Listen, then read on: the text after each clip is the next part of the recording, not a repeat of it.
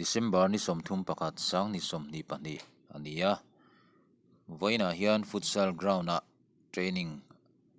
in khel dan ti ngai maya chan chu stadium lampanga training a ran hri lawa chuan SOP tharina ground futsal te stadium te khar tur ti order ron run chuwa ma tan he kan lo mangloka voin ba hi training ko thei kheral lo mai thei ni academy hi kan van nei na chu elama futsal ground an coach ten an lo nei lo awangin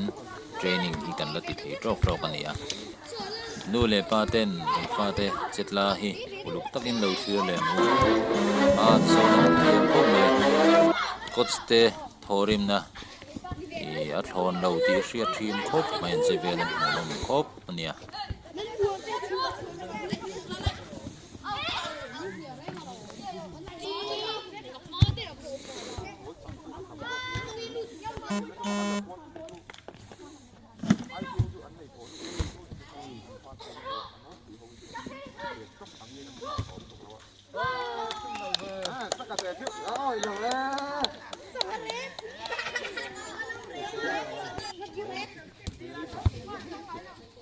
hơi chua đó.